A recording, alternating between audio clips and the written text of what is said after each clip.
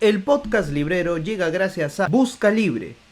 Todos los libros que necesitabas a solo un clic de distancia. La literatura es para mí lo que es gracias al taller de narrativa de Jorge Eslava. En ese taller había un grupo de chicos que vapuleaban alegremente mis cuentos y mis primeros relatos, sin saber que a la larga se convertirían en parte del grupo de amigos que tendría en la actualidad. Una de ellas es la autora que me acompaña el día de hoy, María José Caro, está con nosotros. ¿Cómo estás, María José? Bienvenida. Hola, Gianfranco, bien. Después de tiempo, te tengo en el Sí, programa. en el programa sí, pero en la vida, ¿hace cuántos años nos conocemos ya? Por lo menos desde 2012. 2012, así O es. sea, tenemos casi 12 años de amistad, ¿no? Intercambiando correspondencia, cuando tú todavía estabas en Madrid, estudiando en la Complutense tu máster, me acuerdo. Sí, y me parece genial también haber visto todo el tránsito del buen librero, ¿no? Ujú. Cuando hiciste la página en un WordPress muy sencillo y cómo ha ido creciendo el proyecto, yo te felicito, me parece alucinante. Lo curioso es que la gente vapuleaba mis textos, pero dentro de ese vapuleo había también un cariño sostenido, ¿no? Que es el que se mantiene hasta hoy. De hecho, hace poquito hemos coincidido, ¿no? En el matrimonio de nuestra amiga Betty. Sí, tal cual. Aparte, yo creo que, al menos, bueno, al menos para mí, el taller ha sido un punto de inflexión total en cuanto a mi relación con la literatura, porque allí se generó un grupo de gente que se tenía mucho cariño y que tenía una pasión por escribir, sin necesariamente tener mucha experiencia, ¿no? Y todos los cuentos que compartimos ahí, y que ahora seguramente si miramos los cuentos de cada uno, las primeras cosas que llegamos, pues diremos que llevé, ¿no?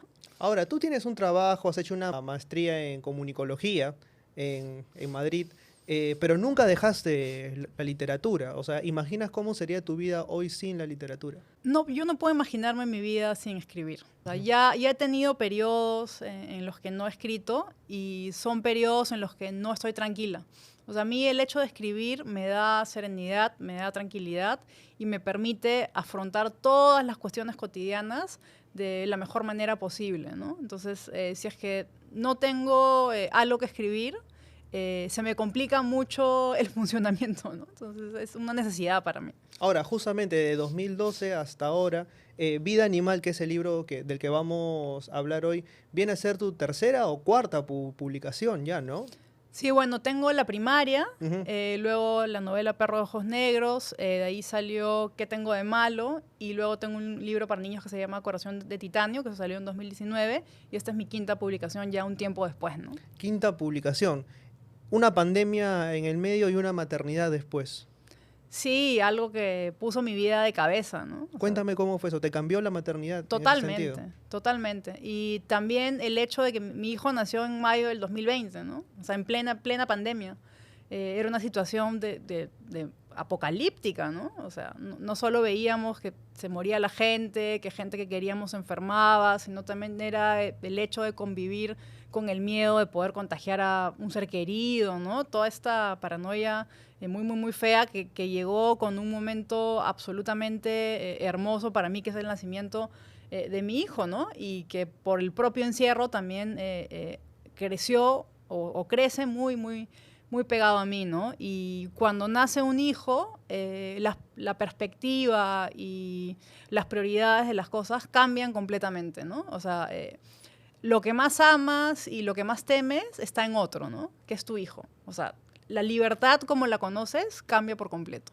Y eso cambia también tu forma de ver el mundo y por ende pues la forma en que escribes y demás, ¿no? Pero también es un periodo de vida interesante, ¿no? Porque justo el nacimiento, esos primeros meses, el hecho de que tu esposo y tú hayan podido estar con Benja en esos primeros meses, un poco por la fuerza, un poco por la necesidad, ¿no? O sea, que obligado a las circunstancias, también fue importante, ¿no? Sí, ha sido un periodo que nos unió muchísimo. Yo recuerdo que salió una antología de Anaí Barrio Nuevo, justamente sobre el encierro, ¿no? Apenas nos habían encerrado y cada autor enviaba un texto sobre este encierro, ¿no? Y el texto que yo mandé tenía que ver con que, bueno, estaba embarazada, pronto iba a nacer mi hijo y mi gran pregunta era si iba a tener como una familia que lo acogiese de inmediato, si iba a ir alguien a la clínica a ver, lo que sé yo, ¿no?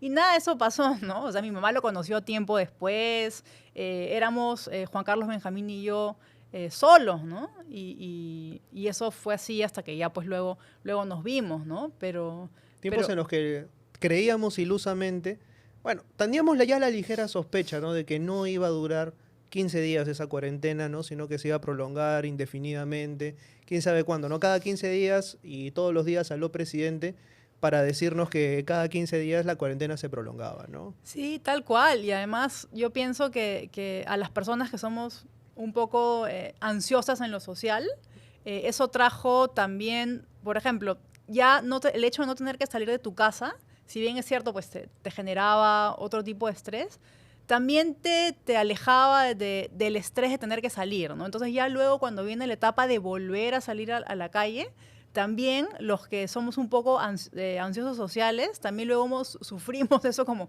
un golpe, ¿no? Ha sido un proceso loquísimo, ¿no? Y bueno, yo en ese periodo no escribí, por ejemplo, ¿no? Yo había estado escribiendo una novela hasta 2019 que se llamaba Vida Animal, que no es esta vida animal.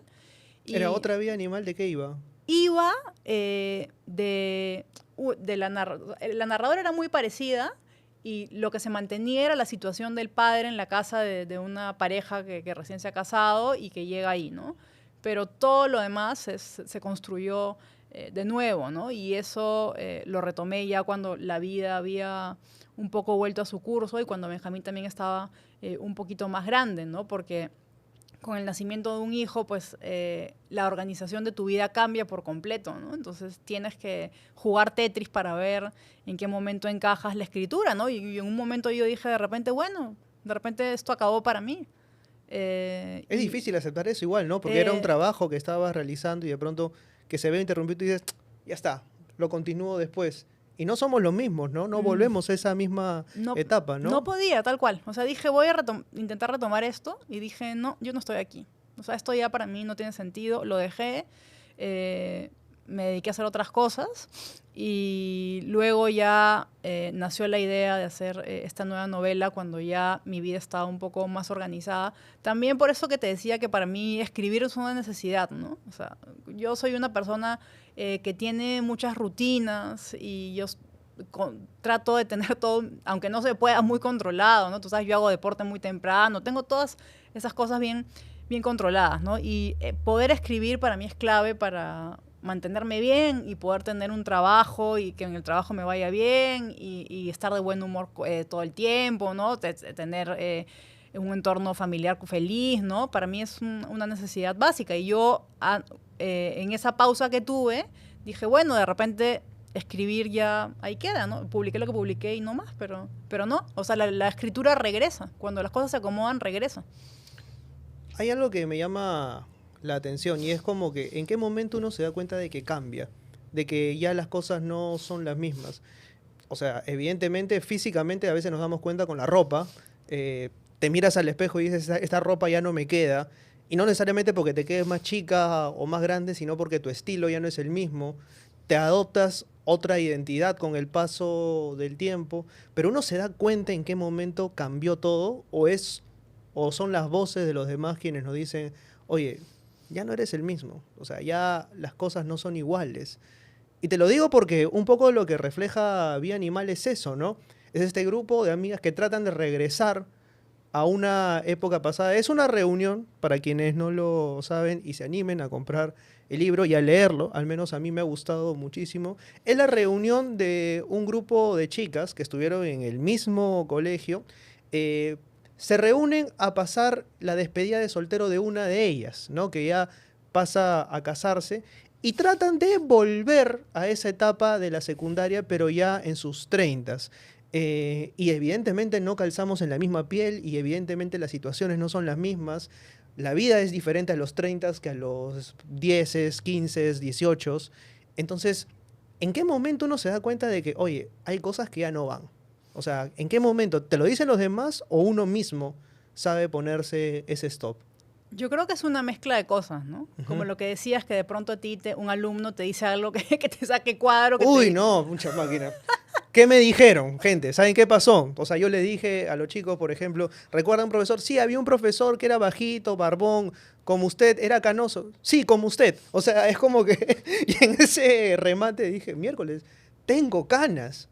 O sea, y ahí es donde entras en un dilema existencial, ¿no? Evidentemente sigues con la clase, pero son los otros quienes te lo dicen. Sí, o también, por ejemplo, en la novela esto es muy claro porque al menos la narradora se da cuenta también porque es una persona reflexiva, ¿no? Y lo que se trata de hacer en la reunión es justamente lo que dices, ¿no? O sea, cuando uno está con un grupo de amigos de toda la vida, hay una suerte de regresión en la que se espera que nos comportemos de la manera en que hemos sido siempre, ¿no? Y ahí hay como una paradoja, porque igual está esto que también cuando uno habla de algún compañero del colegio, siente que conoce la esencia de esa persona, ¿no? O sea, pueden pasar 30 años y te hablan de esa persona y tú crees conocerla, ¿no?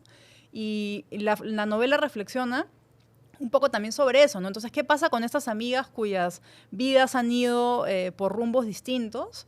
La narradora, que es más reflexiva, sabe o se da más cuenta de que es una puesta en escena, ¿no? La situación es una puesta en escena donde lo que se busca es reconstruir entre todas el vínculo, ¿no? A partir de hablar de otros, a partir de recordar, porque esos son los cimientos, ¿no? O sea, ya quizá no comparten intereses o las prioridades en el momento presente de la novela, que está situado como en el 2018, pero se aferran a eso, ¿no? Y eso es una ilusión, sí, pero a mí algo que me parece bonito de eso también es que existen cosas o situaciones que solo podemos recordar y recrear cuando somos varios. Claro. ¿No? Es como que viajas en el tiempo. Es que hay códigos, ¿no? En común que se tienen y que por ahí otras personas pasan desapercibidos y dicen, no entiendo de qué se ríen, pero con una mirada, un gesto es como que ya está, volvimos al 97, ¿no? O sea, tú me estabas hablando, venías escuchando Taxista Rarrá, por ejemplo. Sí, totalmente, ¿no? O alguien recuerda una anécdota y otro la complementa y estás de pronto ahí en una cápsula de tiempo, ¿no? Qué loco esto de justamente cómo es que las relaciones se construyen. El otro día leía Estigmas de Erving Goffman, ¿no? Y Goffman habla también de la violencia simbólica. ¿Qué es la violencia simbólica? O sea, no es que necesariamente el poder se ejerza mediante la fuerza, sino también bajo las interacciones sociales y los roles que determinadas personas interpretan en un determinado grupo. Pasa muy seguido, ¿no? Que de pronto, oye, ¿te acuerdas del nerd del grupo? Sí, oye, es Mark Zuckerberg. Es como que, y la típica cuestión, ¿no? ¿Quién lo diría? Claro. O sea, esa sorpresa... Siempre va a ser un nerd, ¿no? Claro, es como que... Y claro, invítalo a la reunión y probablemente van a intentar hornearlo. Entonces, ¿cómo es que cuando volvemos a esos primeros grupos, a esos primeros ejercicios sociales, el grupo te trata de llevar nuevamente a ese rol que cumpliste en la etapa en la que ellos te conocieron? Totalmente, ¿no? O sea, claro, te jalan hacia ese momento, ¿no? Y un poco también en el libro está esta idea de manada, ¿no? Que es también, ya si hablamos pues del mundo animal, de los alfa, ¿no? Existen roles que incluso también en la novela en un momento es una escena en la que quieren ocupar los mismos camarotes que ocupaban pues cuando tenían 15 años, ¿no? Uh-huh. Entonces la narradora reflexiona y dice que cada quien duerme en su lugar porque las amistades no se sostienen cambios, ¿no? O sea, hay dinámicas también de poder dentro de las amistades, ¿no? Dentro de los grupos. Y eso es normal, es parte del comportamiento humano. ¿Cuántas veces te han preguntado si tú eres la protagonista de tus propios textos?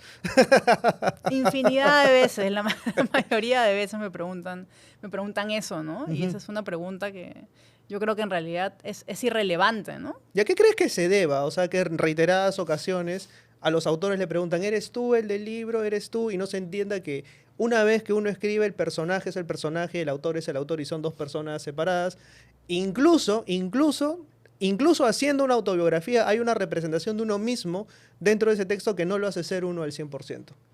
Exacto, para empezar porque la memoria es engañosa, ¿no? O sea, uno cuando escribe hay un sesgo completo, ¿no? Sobre los hechos y tal, ¿no? Y yo creo que me hacen la pregunta porque escribo en primera persona y porque los personajes sobre los que escribo son parecidos a personajes que tengo muy cercanos, ¿no? Pero, por ejemplo, en esta novela he hecho un ejercicio de ficción muy, muy, muy grande, ¿no? A partir de recuerdos sueltos y a partir de referencias que me han acompañado y cosas, he armado algo que en realidad... En cuanto a las preocupaciones de la narradora, son mis preocupaciones, sí, ¿no? Porque es una narradora que es reflexiva, que mira hacia adentro, ¿no? pero sabemos pues que la ficción es así, es como tú dices, ¿no? O sea, podría el personaje llamarse María José y no soy yo, ¿no? O sea, Como tampoco era Macarena de la primaria. tampoco.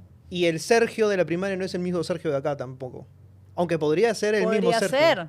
¿Quién sabe? ¿Quién sabe? O sea, ya que quede en la imaginación de la gente. No entiendo Así es. la necesidad de encontrarle explicaciones a todo, ¿no? Justamente era sábado, ¿no? Intelectuales se preocupan por encontrarle explicaciones a todas las cosas de la vida. Ganas de complicarse, la verdad. Ahora, ¿por qué uno buscaría de nuevo a esos amigos pese a que de pronto esa etapa en la vida no a todos le ha sido necesariamente grata, ¿no? En el colegio hay gente que la pasó muy mal, o sea, y que de pronto aún va incluso a reuniones de promoción, no sé con qué objetivo, ¿no? ¿Por qué esta idea de volver al nido, de volver al inicio, de volver a Ítaca, como diría Cavafis? Yo creo que es por tener la sensación de poder reconstruir juntos algo, ¿no? O sea, ese momento que ya se fue, que se nos va de las manos, ¿no? Hay personas que, de todas maneras, hay reuniones de grupos y deciden radicalmente simplemente no ir, ¿no? Pero hay otras que se aferran no solo al hecho de poder reconstruir este tiempo juntos, ¿no? La propia historia vital de cada uno a partir de eso, sino porque hay relaciones que se basan simplemente en el cariño, ¿no? O sea, pienso en estas amigas, ¿no? O sea, tú puedes querer mucho a alguien, pasa con los amigos, pasa con la familia, y no tener ya en el presente nada que ver con ellos, ¿no? Entonces, son relaciones que están afianzadas en las experiencias de la niñez y en el cariño, básicamente. Pero, o sea, a mí lo que me parece chévere de esto es, por ejemplo, hay relaciones sociales que ahora se han invertido. Antes ellas eran las cuidadas, ahora ellas tienen que cuidar a alguien más, ¿no? Está, por ejemplo, el caso de una de ellas, ¿no? Que se va de viaje y de pronto dice, en el primer momento sentí un desapego terrible porque era yo quien acosaba a mi hijo. El segundo día ya ni los quería ver. Y es como que hay hasta un coqueteo de infidelidad, pero siempre está el hecho de qué va a ser de ellos sin mí, ¿no? O sea, de volver a proteger. Y está el caso de la protagonista con su padre, ¿no? Que una acción sumamente tierna, te juro que a mí me enterneció bastante esa parte. Y no es spoiler porque los invito a leer justamente el libro en ese fragmento. Es un papá que luego de haber dejado a su familia, luego de haber tenido 1001 derrotas que lo humanizan un montón, se sienta con sus hijos a decirles estoy quebrado. Y mientras él trata de explicarles como un chiquito malcriado qué cosa es lo que ha hecho, el hermano está sacándole cuentas y está tratando de organizar su vida, y la hija es quien le ofrece su casa para que se vaya a vivir con él. Entonces, deja de ser esa cuestión de que nosotros somos los cuidados y pasamos a ser los cuidadores, y creo que ese solo quiebre ya marca una distancia enorme versus de quiénes éramos a quiénes somos ahora. Totalmente. O sea, en el libro hay como dos adolescencias, ¿no? La adolescencia del grupo de amigas cuando tienen 14, 15, y este ingreso a los 30 y tantos, que es como una suerte de segunda adolescencia en la que la gran pregunta es, ¿qué va a ser de mis papás? ¿Tendré hijos? ¿No tendré hijos? Si tengo hijos, no me siento cómoda con el hecho de tener al hijo siempre encima, ¿no? Entonces llegan otro tipo de cuestionamientos para los cuales los personajes no están preparados, ¿no? Pero es como dices, o sea, es dar paso a una nueva etapa de la vida en que ya eres un adulto y pues te tocan otros problemas, ¿no? Que este grupo de amigas está tratando, cada uno tiene un pequeño problema y se expone dentro de la novela, ¿no? Pero sí hay como dos quiebres ahí importantes, ¿no? Y hay otras cuestiones que me dejan pensando, ¿no? ¿Estamos todos los seres humanos preparados para cuidar a alguien más? O sea, creo que también hay una pregunta soterrada que se hace ahí, ¿no? Porque estas chicas, o sea, hablan de una chica que no está, que pertenece al grupo pero que no está, y cuya vida es reconstruida en base a fragmentos y a recuerdos. Y me parece que es el personaje más presente en la novela, pese a que no es un personaje como tal. O sea, forma parte del recuerdo colectivo y cada quien la reconstruye a su manera, ¿no? Sí, y ahí también pues es la amiga que en teoría todo le iba a salir genial, ¿no? Se va el grupo en una situación un poco compleja en la que hay una traición y tal, ¿no? Pero si pensamos en esto de si estamos todos preparados pues, para cuidar, de hecho la narradora en un momento dice, pues, no, el esposo quiere, ¿por qué no adoptamos un gatito, qué sé yo? Y le dice, bueno, pero si tenemos helechos y los helechos se mueren aquí, ¿no? Pero en un impulso decide aceptar a su padre en casa, ¿no? Ujú. Entonces hay como impulsos y cosas que nos mueven que no sabemos tampoco o no podemos del todo racionalizar, que son impulsos que están ahí, ¿no? Y son Entonces, impulsos, o sea, que nos llevan nuevamente a la pregunta, ¿estamos realmente preparados para cuidar a alguien? Porque ella dice, ¿qué pasaría si se queda?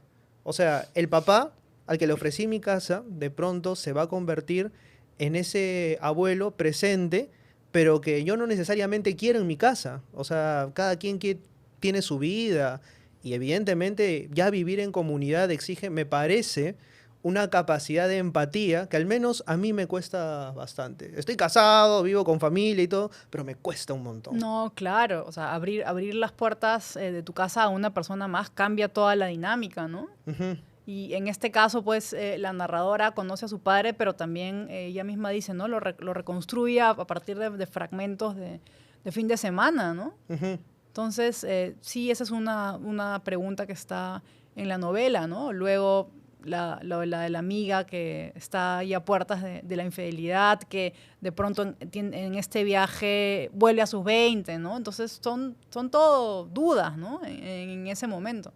Claro, pero son fragmentos de momentos en los cuales uno vuelve a ser otro, pero te das cuenta que esa vida ya no te pertenece. Entonces, o sea, finalmente, ¿cuál es el rol que debemos asumir los seres humanos, ¿no? Hablamos de esta amiga, ¿no? Que todos en el grupo siempre tenemos una amiga, un amigo, que es el prospecto de éxito y que todos creemos que le va a ir súper, ¿no? Es como esta Big Promise que tampoco llega a ser justamente una realidad, se queda en promesa, ¿no? Y aquí pienso en cómo nos veíamos de pronto cuando éramos chicos y cómo somos ahora. Nuestro niño interior nos vería con admiración el día de hoy. La María José de hace unos 15 años se imaginó siendo escritora, o la escritura es algo que encontraste en la universidad y que nunca te planteaste cuando eras niña, pese a que eras una gran mentirosa. Sí, bueno, yo era una gran mentirosa de pequeña, eso sí, pero yo nunca me planteé escribir hasta que estuve en la universidad. Leía sí, pero como tenía esta idea estereotipada de qué implicaba ser un escritor, yo soy totalmente ajena a esto, yo veo televisión, yo tengo malas notas, no ando metida en la biblioteca de mi casa, ¿no? Entonces, ¿Tenías malas notas? sí, si éramos 42 en la promoción, yo era el número 40, ¿no? Entonces, Ah, o sea, te iba... sí, simplemente aprobaba, ¿no? Era mi única preocupación, no me interesaba en las bibliotecas, ¿no? Estaba metida en otra ficción, que era la ficción audiovisual de las series, ¿no? O sea, podía ver una serie una y otra vez, repetía escenas, ¿no? O sea, el bicho de la ficción estaba ahí, pero no como narrativa, ¿no? Y eso es algo que luego he descubierto cuando estaba en la universidad y sobre todo he podido impulsar gracias al taller, ¿no? A los consejos de Jorge, a todos los consejos que del mismo taller salían, ¿no? Con Dani Salvatierra, el Hada de las Comas, ¿no? Todos los que estuvimos ahí, ¿no? Y también, Gianfranco, si volvemos a esto de los grupos, o sea, qué bonito es cuando nos juntamos porque podemos reconstruir ese momento, ¿no? Y claro, y Somos los únicos que estuvimos ahí. es verdad, y aparte de eso, vuelvo al tema, ¿no? También ejercimos roles, pero siento que algo cambia igual, ¿no? O sea, es como que al haber crecido todos en conjunto, se produce otra dinámica, ¿no? O sea, ya más adulta. O sea, a diferencia de los grupos que teníamos cuando estábamos en el colegio, pues, ¿no? Que eran más de chacota, o más de juntas de fin de semana, qué sé yo, ¿no?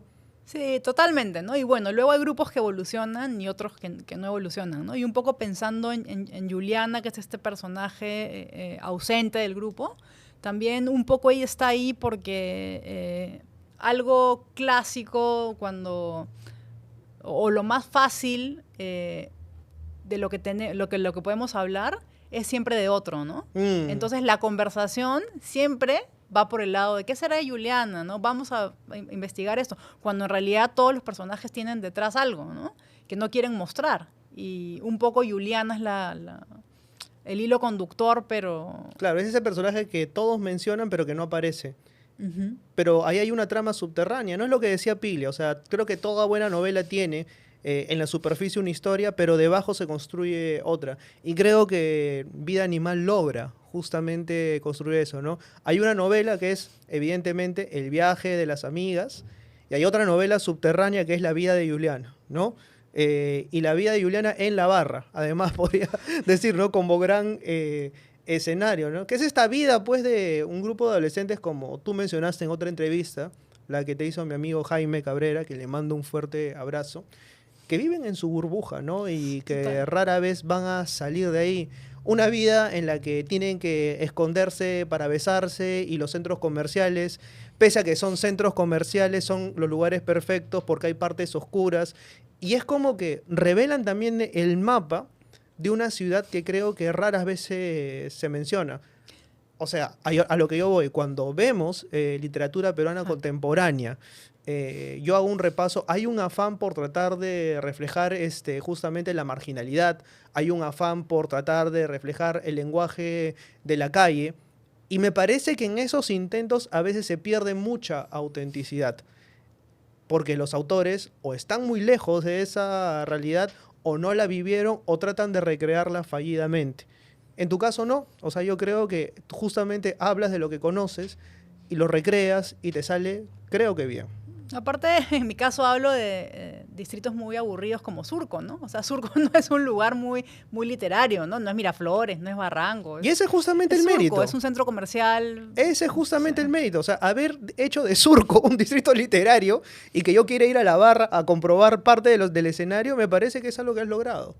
O sea, y bien ahí, o sea, ¿qué pasaba en la barra? ¿Qué es lo que recuerdas de este lugar que está en Caminos del Inca y que de pronto era el point de muchos adolescentes en los 2000, ¿no? Sí, bueno, yo recuerdo ahí esta vida primero de burbuja, donde lo que existía era el colegio y los fines de semana, que era ir a lugares muy puntuales, ¿no? Como en este caso, ir al centro comercial, que en realidad estabas yendo al lugar que era la barra, que es el lugar de bares, a tomar, ¿no? Que era un callejón donde los bares se repletaban y la gente terminaba pues tomando ron Cabo Blanco y esas cosas ahí todos de pie, ¿no? Entonces se volvió como un lugar de moda, ¿no? Y un lugar sumamente soso, ¿no? Y en un momento de la novela, incluso la mamá del personaje que va a recogerla dice, que hay una chingana aquí en medio de Sí, Surco, ¿no? sí.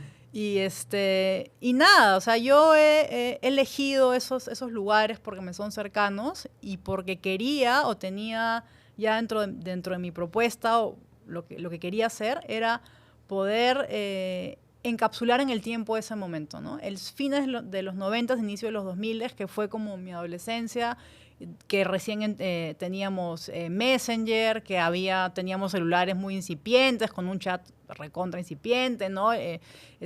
Ciertos tratos que se dan entre adolescentes que viven en burbujas también, que hay patanería, ¿no? Todas estas dinámicas de adolescentes que las he colocado ahí, ¿no? Pero me pareció que era un lugar, un territorio poco explorado y como era algo de lo que conozco, dije, pues voy a explorar por allí, ¿no? A mí me sorprende cómo se construye la atmósfera en determinados pasajes en los cuales, si tú disocias, no parecería que realmente son dos personas haciéndole el bajo a alguien, ¿no?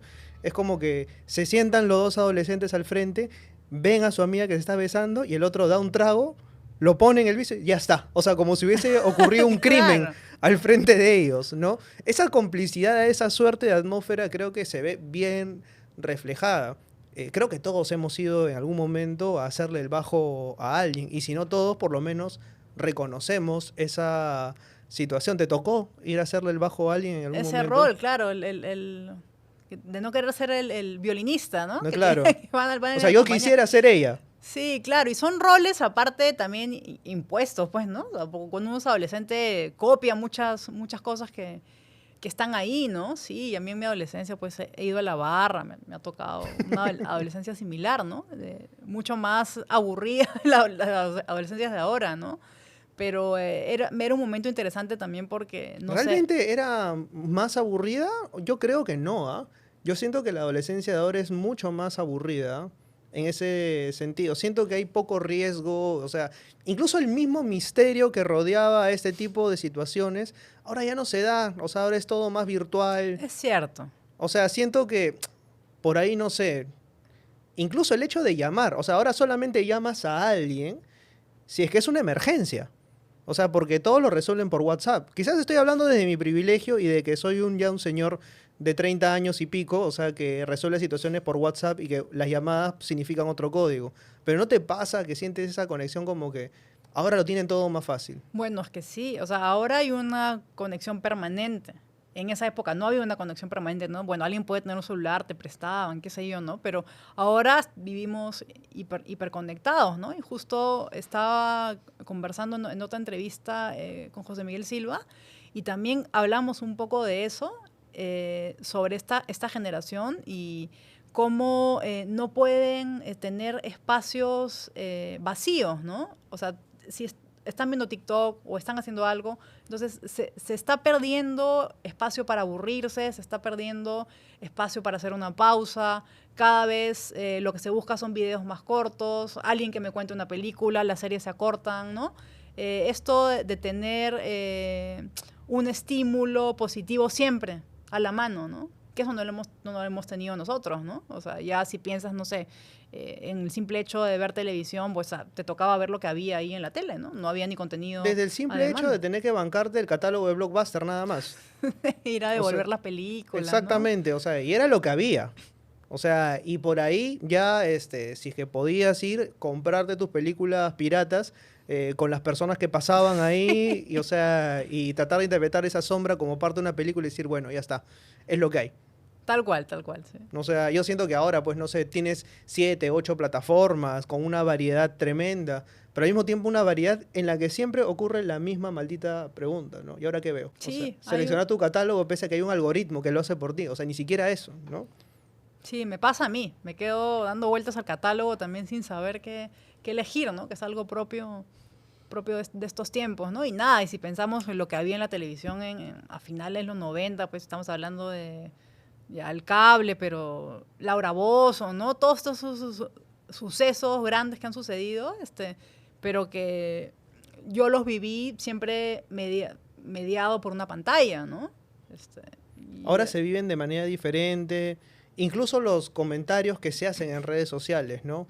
Respecto a una nota y demás. ¿Lees los comentarios que se hacen a propósito de las notas que te han hecho en algún momento? Jamás. Es saludable. Por salud mental yo no leo nada, no me veo. De hecho, también ya estoy en una edad en la que no entiendo la jerga tampoco de los jóvenes, ¿no? No sé de qué están hablando. Esta entrevista sí la vas a ver. ¿Esta? Sí. Espero un fragmento, seguramente. Algún fragmento. Un reel, vas a ver. Un reel. Al menos. Bueno, por salud mental está bien, ¿no? Por salud mental también les aconsejo que den like, comenten, se suscriban y compartan esta entrevista. Todos los viernes salimos al aire. Si es que eres nuevo, nueva, bienvenido. Nos comportamos diferente, pues, ¿no? Cuando nos sentimos vigilados, cuando nos sentimos que estamos acorralados por algún tipo de tecnología. Yo constantemente siento que Google me espía y que me manda publicidad de la manera más random posible, pero a la protagonista le pasa algo, y es que instala una cámara para ver cómo es que se comportan supuestamente su padre. O sea, instalan cámaras de seguridad, ¿no? Por seguridad, simplemente. Por seguridad. Y tienen esta opción de que se grabe todo en la nube y pues terminan viendo cómo se comporta su padre dentro de la casa, ¿no? Cuando él cree que nadie lo está viendo y cuando en teoría ha salido a trabajar, ¿no? Y es un descubrimiento, ¿no? Ahí era un poco también jugar con esta idea de lo que hacen con los animales, ¿no? Que se colocan cámaras trampa para ver cómo se comportan cuando... Ahora, eso tranquilamente podría ser una película de autora. O sea, ver el comportamiento de un ser humano en circunstancias, sin intentar ver cómo es que está siendo grabado, ¿no? Pues siento que cuando los seres humanos estamos siendo grabados, nos sentimos automáticamente orillados a interpretar un rol. Cuando somos nosotros mismos y no sabemos que estamos siendo grabados, somos nosotros mismos, justamente. Vigilar y castigar, de Foucault, finalmente, ¿no? De acuerdo, ¿no? Gran hermano, ¿no? Exactamente, pero en tiempo real. ¿Qué descubre la protagonista a propósito de su padre cuando lo ve en esta situación? Tanto así que llama a sus amigos y le dicen, mírenlo. ahí se le cae el mundo, ¿no? O sea, porque se da cuenta que la magnitud del problema del papá es mucho mayor de lo que creía, ¿no? Ella pensaba es algo temporal, una pequeña deuda, pero realmente el padre está sin trabajo, está en la casa todo el día y lo ve en escenas que se le ve muy triste, ¿no? Entonces ya le surgen otro tipo de cuestionamientos sobre su papá y sobre el futuro de su papá en esa casa, ¿no? Ahora, ¿qué pasaría si realmente nosotros viésemos una película de nosotros todo el tiempo, ¿no? ¿Qué pasaría? ¿Qué comportamientos observaríamos? ¿Y cuáles eliminaríamos de la película, no? Sí, no, por salud mental, verse uno mismo es complicado, ¿no? Bueno, tú estás más familiarizado con eso, pero no sé, a mí me pasa que cuando he visto, no sé, publicaciones de Facebook de hace 10 años, digo, qué vergüenza, ¿qué es esto? ¿No? O sea, ¿Las has borrado? no, cerré mi Facebook, entonces se quedarán por ahí perdidas en el tiempo, ¿no? Solamente Pero, Mark Zuckerberg sabe que publicaste. pero o sea, uno le da vergüenza, ¿no? O sea, las cosas que... O sea, ¿hay cosas a las que conviene volver o hay cosas que es preferible omitir? ¿O el pasado en algún momento nos alcanza? Esto me lo decía también Alonso Cuento. El pasado siempre nos alcanza en algún punto de nuestras vidas. Ese pasado que hemos querido negar se nos presenta en algún momento frente a nuestro rostro y nos dice, esto eres. Totalmente. El pasado siempre va con uno, ¿no? Uno es una línea de tiempo larga y trae consigo todo eso. ¿Hay algún tipo de situación en la que tú dices, ok, vuelvo a ser la misma de hace tiempo? La reunión con amigas, por ejemplo. ¿Ahí uno puede volver a ser el mismo de antes o no necesariamente? Se trata de interpretar un rol, de actuar como se espera que uno se comporte, ¿no? De repente, no sé, vienes de un colegio muy conservador y surge algún tema que puede ser polémico y prefieres no meterte, ¿no? Entonces, ese tipo de cosas. O sea, creo que hay mucho filtro. La gente se coloca muchos filtros cuando ve que ya no encaja en esos lugares, ¿no? Pero sigue ahí. O ya, por último, decide simplemente apagar la luz e irse de esos lugares, ¿no? Como por ejemplo, este grupo de chicas está en la reunión y ponen un cassette de una determinada fiesta. Y hay cosas que han olvidado y otras que recuerdan más, ¿no? De pronto hay cosas que recordamos con más claridad y otras que por salud mental hemos decidido borrar, por ejemplo, ¿no? Sí, bueno, así funciona la memoria, ¿no? La memoria es selectiva. La memoria es selectiva, ¿no? Al final uno recuerda las cosas como cree que le sucedieron, pero si contrasta con otros, seguramente no es así, ¿no? Es al final la historia que decidimos contarnos a nosotros mismos, ¿no? Para bien o para mal.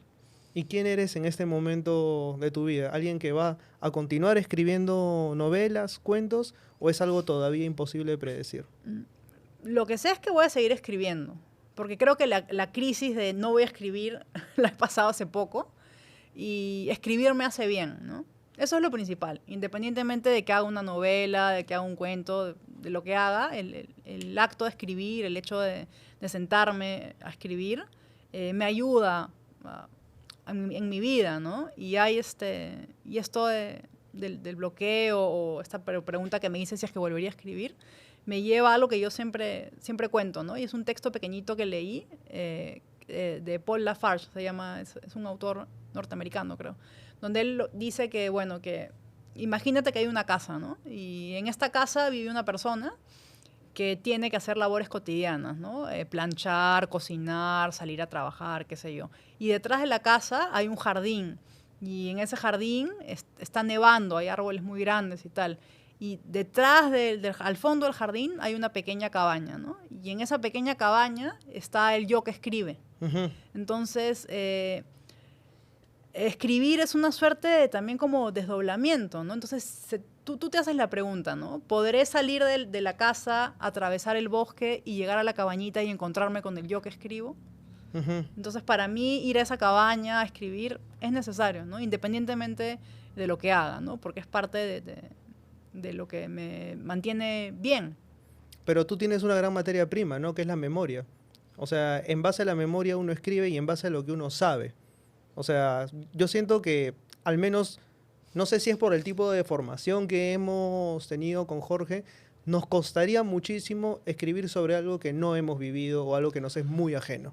Totalmente de acuerdo, sí. Ujú. Sí, nosotros, o sea, en el taller siempre se han compartido cosas, temas muy cercanos a las propuestas personales de cada uno, ¿no? Quizá quien hace algo un poco más alejado podría ser Dani, ¿no? Pero igual tiene él ahí su propio rollo, ¿no? Pero sí, o sea, para mí es fundamental en la literatura escribir acerca de algo que uno conoce, ¿no? Y que conoce bien, sobre todo si es que vas a escribir en primera persona y algo de corte intimista, tienes que conocerlo, porque si no, no tendrías que o sea, ser demasiado capo o qué sé yo para que te crean, ¿no?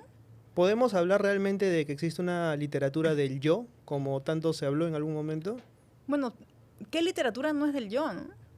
Mm. Eso es, o sea, el hecho o sea, creo que el hecho de decir, bueno, encapsular las cosas en autoficción hace daño, ¿no? Ujú. Porque muchísimas obras calzan dentro de lo que sería la literatura del yo, ¿no? O sea, ya otra cosa es ya si nos ponemos como ya más puristas y piensas en Nausgard, ¿no? Que él ya al detalle de la reconstrucción de su propia vida, ¿no? Pero la literatura se basa mucho en la reconstrucción de las experiencias vividas y lo que vemos, ¿no? Entonces, ¿No llegarías a ese nivel de Nausgard de hacer 4 tomos de matar al padre? yo creo que no, porque mi estilo es totalmente distinto. O sea, yo para escribir 150 páginas, la novela me tardó 1 año y medio más o menos, y no puedo escribir de corrido más de 2 horas porque me saturo, y escribo, releo, borro, no avanzo en el texto hasta que siento que está limpio, ¿no? Aparte tu estilo es bien gringo, ¿no? Oraciones cortas, verbos muy precisos. Yo creo que tratar de explayarse demasiado también implica otro tipo de esfuerzo y otro tipo de narrativa, ¿no? Total, total. Y yo cuando imagino las novelas o los cuentos, los imagino como una película, ¿no? Entonces me sale así, Es lo que es, es lo que es. es lo que es. Muy bien. ¿Te cuesta abrirte? O sea, a la hora de escribir, ¿cuál es el primer paso para saber que puedes estar rumiando de pronto una novela, un cuento o una historia? Porque siento que el proceso para sincerarse y saber qué es lo que quieres decir es un proceso que no es necesariamente sencillo. A veces pueden pasar días, meses o años hasta saber exactamente cuál es la primera oración y cuál es la historia que va a salir a partir de esa primera oración, ¿no?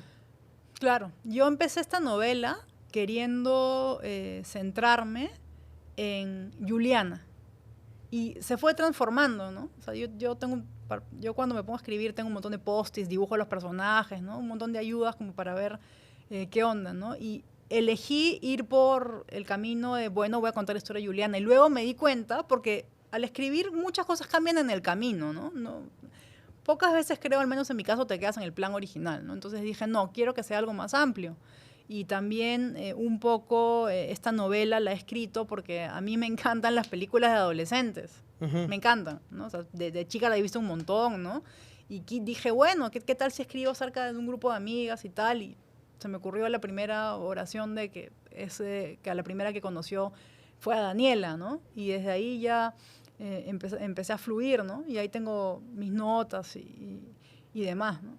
Y esto es algo que no te he dicho, pero siento que tu universo está compuesto también de pérdidas, ¿no? O sea, en la primaria la pérdida del papá que genera también los cuentos que genera, en Perro de Ojos Negros la pérdida del novio como tal, que aquí es la pérdida justamente de algo que no es necesariamente tangible ni un personaje, es la pérdida del tiempo. Sí, exacto. O sea, y cómo nos extraviamos en el tiempo hasta encontrarnos en el momento actual. Creo que hablar de pérdidas siempre va a ser provechoso para el ser humano, porque es algo que inherentemente lo llama y es parte de la existencia humana, ¿no? Todos perdemos algo en el camino. Averiguar qué es el real trabajo, ¿no? Sí, yo estoy de acuerdo. Y lo que me decías o sea, esto de atreverse o tener pudor, yo para escribir, al momento de escribir no tengo pudor. O sea, digo lo que sinceramente quiero decir. Ya el pudor llega luego, ¿no? Cuando está el libro acá y empiezo a pensar y ¿no? Un poco que entras en trompo también, ¿no? Porque es parte del proceso. Lo importante es no censurarse en el proceso de escritura, ¿no? Ni tampoco intentar copiar fórmulas, sino seguir un poco el propio instinto, ¿no? De lo que uno quiere contar. Porque si no está esto de quién va a querer hablar de Surco y la Barra, ¿no? Pero bueno. ¿Quién va a querer hablar de Surco y la Barra? Que dicho sea de paso, es interesante recorrerlo y verlo a través de la novela y los invito a ir a la Barra. Deberían de hacerte algo en la Barra, o sea, un trago especial o algo por el estilo, ¿no?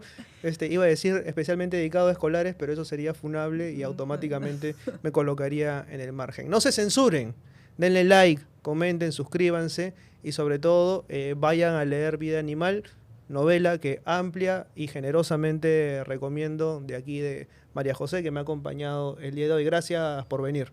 Gracias, Gianfranco. Con nosotros será hasta la próxima semana, a la misma hora, por el mismo canal, pese a muchos, con el mismo conductor.